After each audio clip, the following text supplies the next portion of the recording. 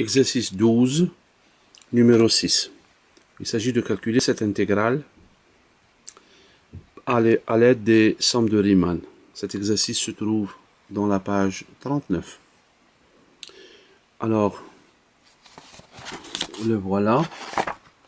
C'est l'intégrale de x, la fonction c'est x, entre 2 et 3.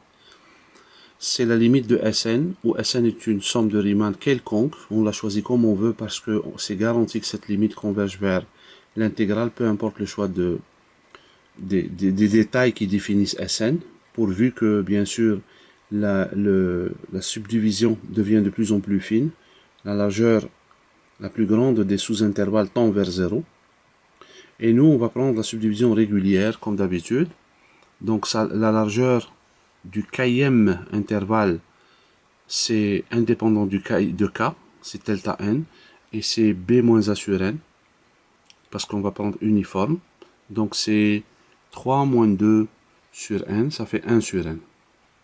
Et on choisit xk étoile égale n'importe quel point dans le kème intervalle. Je choisis xk, l'extrémité de droite, c'est a plus b fois delta n, donc 2 plus k sur n, parce que delta n c'est 1 sur n.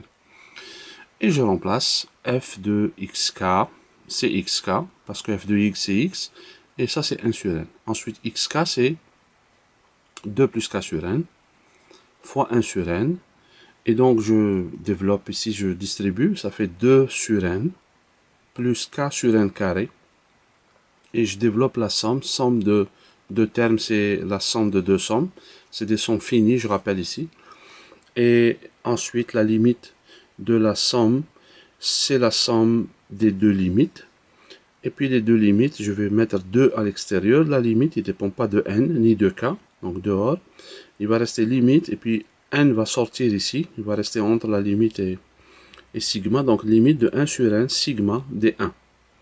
Plus ici, le 1 sur 1 carré sort, donc limite de 1 sur 1 carré, sigma des k. Pourquoi j'écris ça comme ça? Parce que ces limites ont déjà été vues dans le cours. Celle-là, c'est la limite L1, et ça, c'est la limite L2. L1, c'est 1, et L2, c'est 1,5. Le calcul de ces deux limites a été fait dans le cours, donc dans les exercices, on peut les utiliser directement. Voici rappel L1, L2, ces limites ont été vues dans le cours.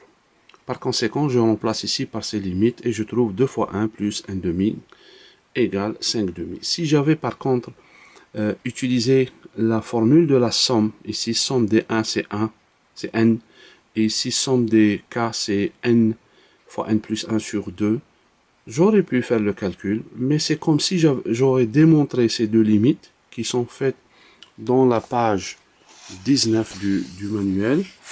C'est comme si je redémontre ce qui est fait dans le cours.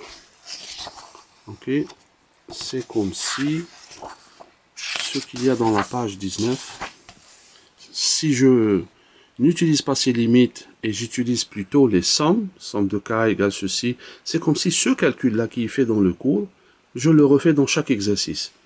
Pareil pour la somme de L4, si jamais j'utilise celle-là, au lieu de l'utiliser, je remplace la somme des k au cube par leur formule, ici, ça revient à redémontrer cette limite à chaque exercice. Pareil pour L3. Si je n'utilise pas celle-là et je remplace cette somme par son expression, eh bien c'est comme si je recalcule ceci dans chaque exercice. Alors là, la manière dont j'ai fait le cours, ces 4 limites, je les traite une bonne fois pour toutes dans le cours, et c'est terminé. Dans les exercices, on peut les utiliser sans aucune justification.